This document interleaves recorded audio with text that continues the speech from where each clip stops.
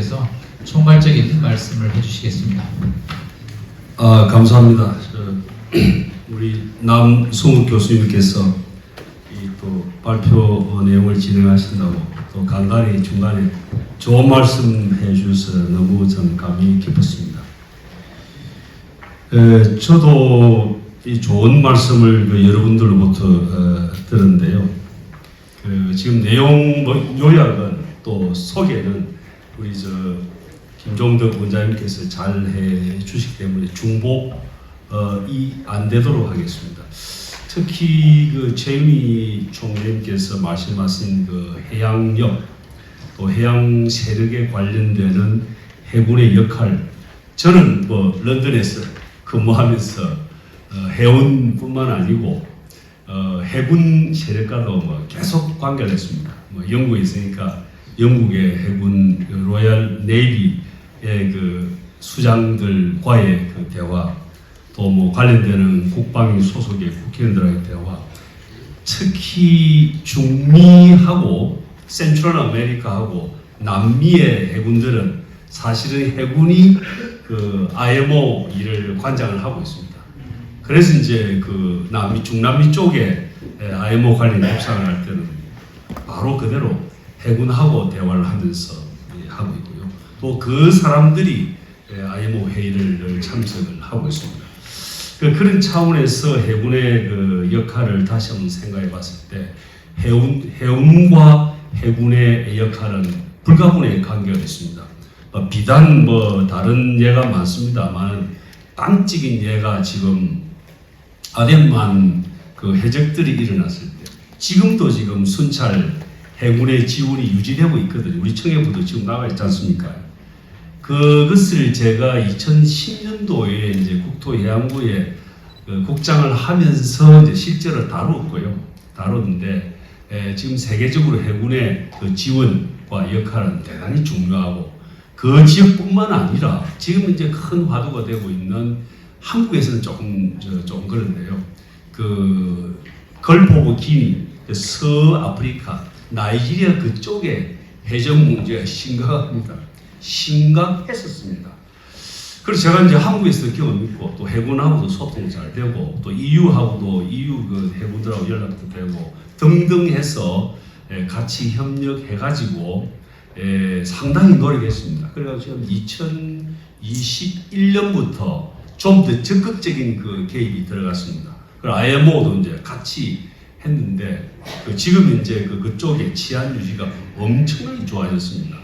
그래서 아주 상당히 좋은 협력의 사태고요. 한국의 해군의 역할도 저도 여러 가지 생각을 해봤습니다만 사실은 여러 가지 지정학적인 변화가 많이 세계적으로 일어나기 때문에 해군의 역할은 다 아시다시피 더 중요해지지 않습니까? 지금 미국이 하는 역할, 중국이 하는 역할, 영국이 하는 역할 여러 가지 볼 때 그런 차원에서 아까 연맹 총재님께서 말씀해 주셨듯이 우리 해군의 역량 강화는 계속 대폭적으로 강화되어 나가야 된다. 이건 의문의 여지가 없다고 봅니다. 관련해서 제가 볼 때 국방 외교, 해양력의 강화와 관련해서 해군의 부분이 있었어도 제가 알기로는 해군 관련되는 국방 외교를 강화하고 있는 걸로 알고 있습니다만은 그런 부분도 상당히 중요한 요소가 아닌가 생각이 듭니다. 영국 해군은 더 소통이 물론 많습니다. 영국 해군의 EU에 대해서도 브렉시트 이후에 하고 있고 또 다른 해운 세력과도 대화를 하고 있고 등등 그런 차원에서 우리 한국도 하고 있습니다만 계속 강화해 나가야 된다는 생각을 하고요. 그리고 지금 그다음 말씀해 주신 우리 해운협회의 양 부회장님, 우리 해운 발전을 위해서 여러 가지 말씀을 해 주셨는데 결국 이런 내용들이 지금 선주 해운협회에서 계속 노력하고 있습니다만은 관련되는 선언 문제, 다른 금융 문제나 정부 지원 문제도 지금 당연히 말씀인데요. 특히 전 세계적으로 지금 적격 훈련을 받은 해기사들이 부족 문제가 심각합니다. 그 다음에 하나는 말씀드리고 싶은 게 선원들에 대한 회기사에 대한 사회 문화적 소위 그 지위에 대한 의문이 있습니다. 특히 증폭이 된 게 코로나 때 코로나 2년 시기에 국제 선원들에 대한 선원 교대 문제가 아주 심각했습니다. 심각했고 두 번째로 백신을 공급할 때 자국민 우선이 되기 때문에 선원들이 사실은 소외됐습니다.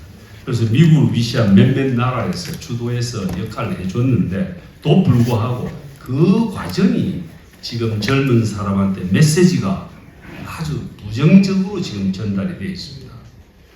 그게 증폭이 돼가지고 미래의 회기 인력을 확보하는데 상당히 애로로 작용을 하고 있거든요. 그런 차원에서 우리 해양세력 전반이 그런 해군 산업과 해양력 발전을 위해서 선언 문제도 쳐다볼 필요가 있다 생각합니다. 마침 그 양 부회장님께 정부의 ODA도 관련해가 정부 그 개발 도상 지원 사업과 관련한 재정 지원도 연계시키는데요. 제가 보기에 그게 꼭 성공을 해서 우리 해양력 발전, 해운 발전의 뒤팀돌이 될 수 있기를 기대를 합니다. 그 조선공학과 이신영 교수님께서 정말 좋은 말씀을 해주시는데요. 제가 쭉 지금 기술적인 이런 부분들은 정말 주옥과 같은 말씀을 해주셨고 그 과정에서 노세 이야기도 하시고 등등 하는데 어떤 면으로 보면은 제가 모두에 말씀드리던 글로벌 리더십, 지도적 리더십에 관련된 일맥상통한 말씀도 해주신 걸로 제가 기억이 됩니다. 그런 차원에서 이 조선 기술은 비단 선박을 제작하는 기술을 넘어서서 해양 전반을 활용하고 또 개척해 나가는 중요한 수단이기 때문에 해양과 관련된 종합적인 엔지니어링을 제공하는 굉장히 중요한 요소다. 이런 차원에서 왜 유럽은 지금 영국에 런던을 중심으로 스코틀랜드 중심으로 노르웨이 중심으로 그 해양력이 유지되고 있는지 또 조선 기술이 유지되고 있는지 영국은 영국 국제 조선공학 협회가 있는데요. 이 멤버가 13,000명, 14,000명 정도 되는데 영국에는 큰 조선소가 지금 없습니다. 스코틀랜드의 글라스고 쪽에 좀 남아 있거든요. 그런데 해외에 많은 사람들이 영국과 글라스고의 조선공학들이 유학을 오고 있습니다. 그리고 조선과 관련되는 기술, 설계의 용역 기술 업계들이 런던에 여전히 건재하게 움직이고 있습니다. 그런 부분에 대해서도 우리 조선공학에 관련되는 기술, 오션 엔지니어링에 관련되는 기술들이 계속 고도화 시켜 나가는 것이 굉장히 중요하다는 말씀을 덧붙여 드리고요. 그리고 지금 우리 김영규 회장님께서, 문양업 회장님께서 말씀해 주시는데 우리 수산 중요성은 더 말할 필요가 없습니다. 더 말할 필요 없고 또 몇 가지 톤세 문제 등등 이런 말씀해 주시는데 저는 한 가지 더 붙이고 싶은 것은 지금 이제 원양업 당연히 잘해야 되고 건해업 당연히 잘해야 되고 그게 환경 친화적 IUU 하는 거 불법업 이런 건절해서 잘 해야 되고요. 특히 연안의 양식업 플러스 연안의 어촌 이 어촌에서는 소위 수산업과 관련되는 활동을 통해서 상당히 관광 이상의 어떤 문화를 만들고 있다는 것을 제가 연구에서 많이 봤습니다. 저도 이제 해수부 출신이니까 관찰을 해봤는데요. 그래서 그런 수산업과 관련돼 가지고 소위 연안을 끼고 있는 어촌들이 우리 온 대한민국 국민들이 또는 동남아에 있는 분들이 이번 휴가는 어디 한국에 어디 가서 잘 정비된 그런 추억에 어릴 수 있는 이런 환경에서 소위 시간을 보낼 수 있는 이런 차원에서도 지금 연안의 어촌 또는 관련된 연안업까지 해서 발전의 가능성이 굉장히 많다고 생각이 듭니다. 감사드리고요. 그리고 우리 제철 회장님께서 여러 가지 몇 가지를 말씀해 주셨는데 점심 때도 제가 들었습니다. 제가 안타깝게 들었는데요. 근데 제가 보기에는 현재 제약되어 있는 요소 중에서도 어느 정도 우리가 극복할 수 있는 해법은 있다고 봅니다. 그 해법이 있는데 그 종목별로 해서 관계자끼리 서로 긴밀하게 협의하고 누군가가 움직이지 않을 때는 움직이도록 만들어주면은 물론 저 특수희귀병은 지금 약이 없다고 하는 것도 있습니다만은 어떤 형태든 몸이 아프면 약이 있게 마련이지 않습니까? 제가 보기에는 약이 있습니다. 저는 공무원 출신이지 않습니까? 공무원 내부에 공무원들의 생리가 두뇌가 어떤 식으로 움직이는지 내부의 문화가 어떤지 공교롭게 제가 5년 동안 그 해수부가 국토부에 같이 있을 때 국토해양부에 대해서 제가 몇 년 경험했지 않습니까?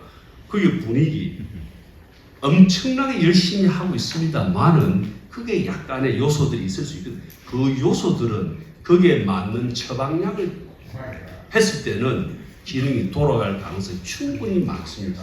그런 차원에서 서로 대화를 해가면은 저는 분명히 방도가 있다고 생각을 합니다. 조금 전에 그 남 교수님께서 일론 머스크 이야기를 하시는데요.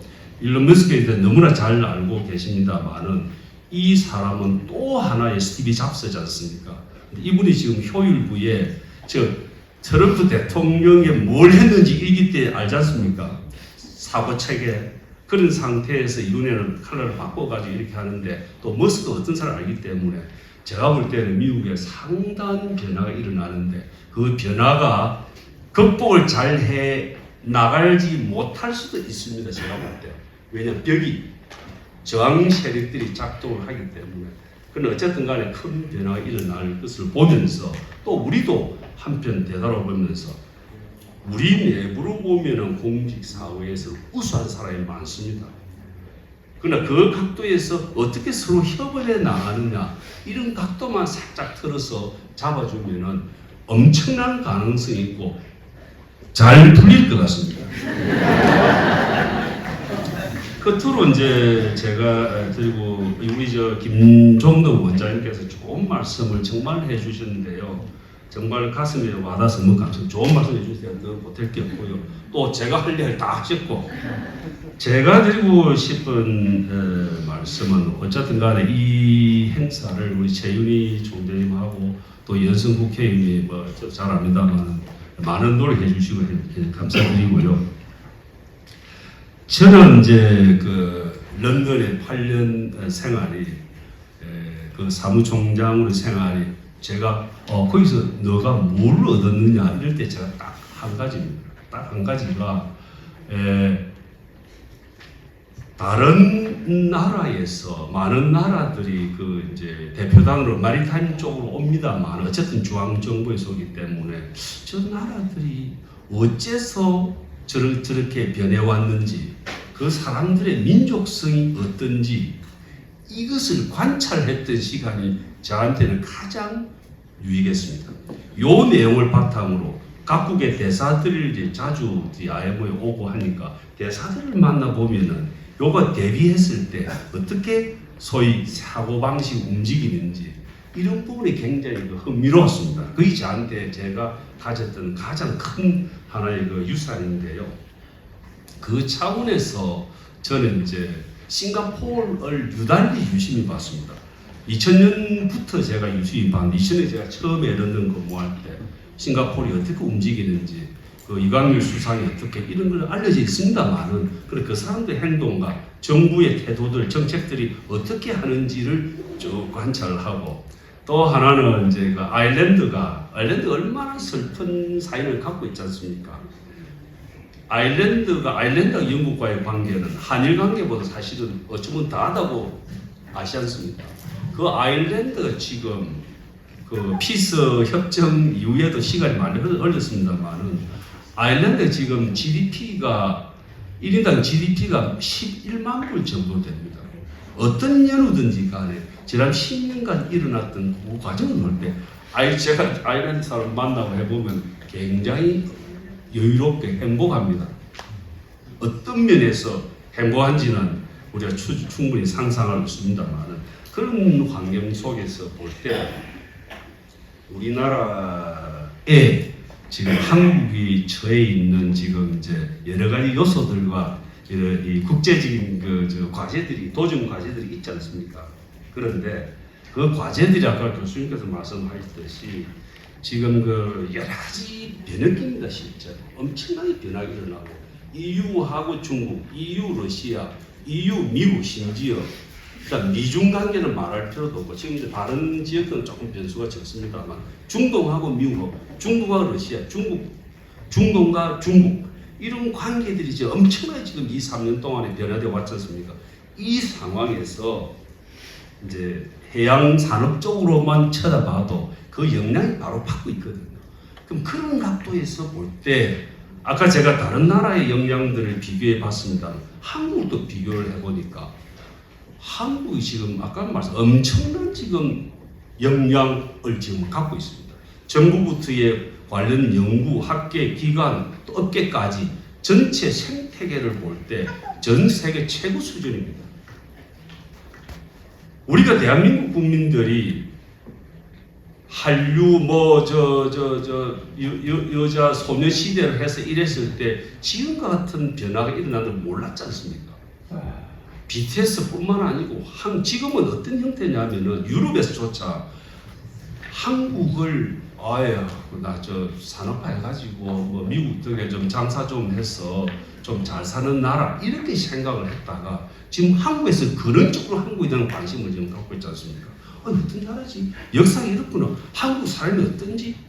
또 지금도 어떻게 하고 있지? 엄청난 지금 관심을 갖고 있는 그 환경 속에 저도 깜짝 놀랄 정도의 변화가 지금 일어나 있거든요.